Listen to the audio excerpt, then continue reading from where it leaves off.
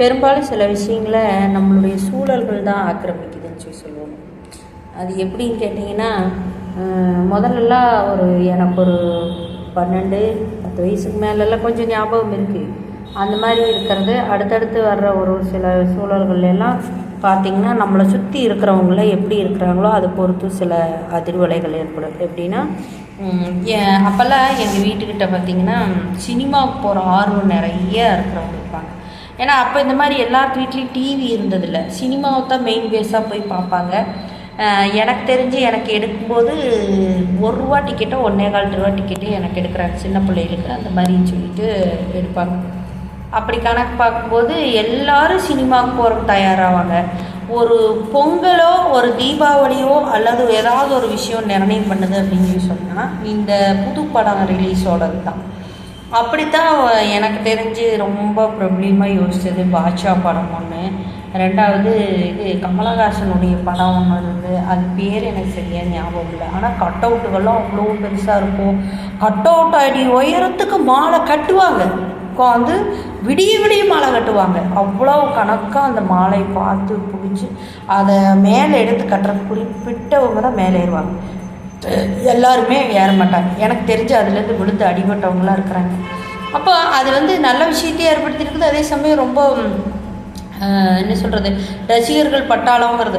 அப்போ அந்த வீதியே உங்களுக்கு இது என்னமோ ஒரு புது விழாவை எடுத்து கொண்டாடி அந்த தலைவர் ஏதோ இவங்களுக்கு ஏதோ சன்மானம் கொடுத்த மாதிரி எல்லாரும் அக்கம் பக்கம் எல்லாம் புறப்பட்டுருவோம். அது போகிறது சும்மா போகிறதுல தலை நிறைய பூ வைக்கிறது என்ன, தலை சீவுறது என்ன, ட்ரெஸ் அதுக்கு தகுந்த மாதிரி போடுறது என்னன்னு. ஆனால் குழந்தைகளுக்கெல்லாம் அந்தளவுக்கு டெவலப்பாக பண்ணிக்கணுங்கிறதுல இல்லை. சினிமாவுக்கு போகிறோம், வெத்தலை வாக்கெல்லாம் கையில் எடுத்துக்கோங்க, ஏன்னா படம் பார்க்க தூங்கிடக்கூடாது அப்படின்னு. அப்போ அங்கே தரையில் உட்காந்து பார்த்ததும் இருக்குது, மேலே உட்காந்து பார்க்கணும். அப்போல்லாம் பெஞ்சு நீளமாக பெஞ்சு போட்டுருவாங்க கம்மி டிக்கெட்டுக்கு. ஓரளவு அப்படியே ₹5 டிக்கெட்டெல்லாம் வந்தீங்கன்னா தான் பெஞ்சுக்கு போக முடியும். அது மாதிரி எங்கள் அப்பா எங்களை எப்போவுமே மாடியில் இருக்கிற அந்த திரை இது பார்க்குறதுக்கு தான் எங்கள் அப்பா இது பண்ணுவார். நிறைய இங்கிலீஷ் படங்களுக்கு கூட்டிகிட்டு போவார்.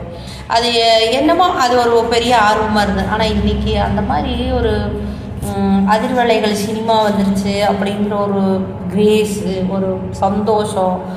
நாங்கள்லாம் ஒட்டுக்கா சினிமாவுக்கு போகிறோம், நைட்டு பார் ஜாமத்தில் 3 மணிக்கு நடந்துருக்கோம், 4 மணிக்கு நடந்துருக்கோம். அது ஒரு பிரமிப்பான ஒரு சந்தோஷத்தை இந்த யுகங்கள் கையில் ஒரு மொபைல்னாலேயோ இல்லை வேறு ஏதாவது ஒரு விஷயத்தினால கையில் வச்சுருக்காட்டி இழந்துட்டாங்கன்னு நான் நினைக்கிறேன்.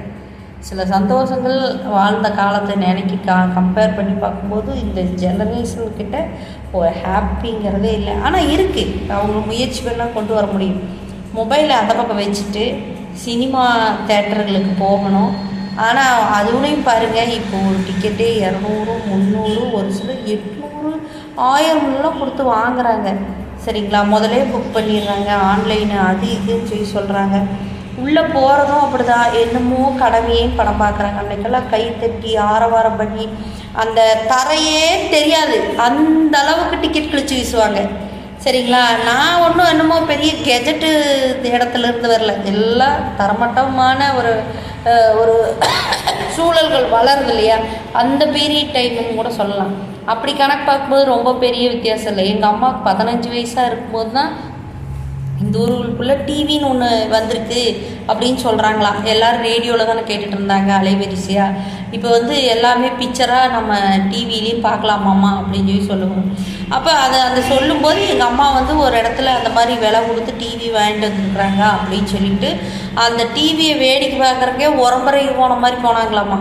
இதில் படமெல்லாம் தெரியுமா, ஆளுக்கு பேசுகிறதெல்லாம் தெரியுமா அப்படின்னு சொல்லிட்டு. அப்போ எங்கள் அம்மாவுக்கு 15 வயசில் தான் அது வந்தது. இப்போ இன்றைக்கி எங்கள் அம்மாவுக்கு 60லேருந்து 63 வயசுக்குள்ளே தான் இருக்கும். சரிங்களா, ஆனால் இன்றைக்கும் பெரிய 63 வருஷம் இந்த வித்தியாசத்துக்குள்ளே அந்த காலம் அப்போது இப்போன்னு சொல்கிறதுக்கெல்லாம் ஒன்றுமே இல்லை. சரிங்களா, அப்படி பார்த்தா இன்றைக்கும் நம்ம எம்ஜிஆர் ஆட்சி பண்ணது பிடிச்சது நல்லா பேசுகிறோம்.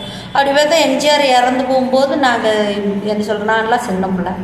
அப்போ எந்த ஒரு ஜென்ரேஷனுமே ஒரு வளர்ச்சியை பார்த்து அதனுடைய முதிர்ச்சிக்கு நல்லபடியாக ஆரோக்கியமாக வந்துட்டு இருந்தது. ஆனால் ஏதோ ஒரு கட்டத்தில் இந்த மொபைலுன்னு ஒரு சின்ன கைக்குள்ளே ஒரு விஷயத்தை அடக்க ஆரம்பிக்கும்போது எல்லாமே எனக்கு தெரியும்னு சொல்லிட்டு நிறைய விஷயங்கள் தெரியாமையே உளறிட்டு இருக்கிறவங்க தான் நிறையா. அப்படி பார்த்தா நான் இப்போ சொல்கிற விஷயங்கள்லாம் சும்மா குட்டி குட்டி குட்டி குட்டி நுணுக்கு மாதிரி தான்.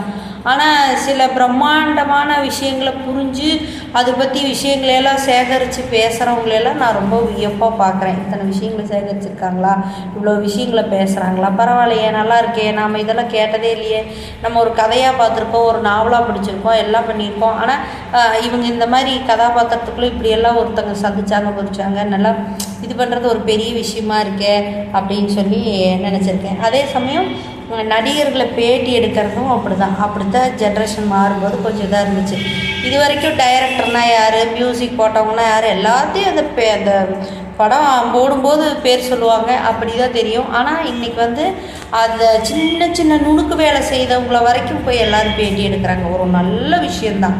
ஆனால் அதையே முதலீடாக போட்டு அதே வாழ்க்கைன்னு நினச்சி நடைமுறை பண்ணுறாங்க. அப்போ இது இவங்களெல்லாம் வெளியில் காமிக்கிறாங்கன்னு சொல்லி வரும்போது சில மன அழுத்தத்துக்குள்ளே ரொம்ப இதாக இருப்பாங்க. அவங்களாம் இந்த மாதிரி எதையாவது பண்ணணும்னா நம்மளும் வெளிச்சத்துக்கு வரலாம் அப்படின்னு நினைக்கிறாங்க. நான் என்ன சொல்கிறேன், வெளிச்சத்துக்கு வர்றதுங்கிறதுக்கு ஒரு கெப்பாசிட்டி தேவை.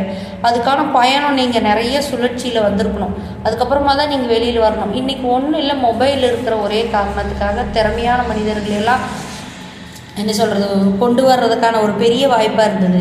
ஆனால் திறமையான மனிதர்கள் கூடவே வரும்போது இந்த சைடில் அந்த களை முளைச்ச மாதிரி சொல்லுவாங்க, களை எடுக்கணும்னு சொல்லுவாங்க. அந்த கலைகள் தான் இப்போ நிறைய இருக்குது. அந்த கலைகள் அதிகமாக பெருசாக வர்றதுனால உள்ள திறமையான மனிதர்கள் முளைச்சி வர்றதுக்கான சான்சஸோ அவங்களுக்கான வழிகளோ கிடைக்கலங்கிறது தான் மிகப்பெரிய மன வருத்தமாக இருக்குது.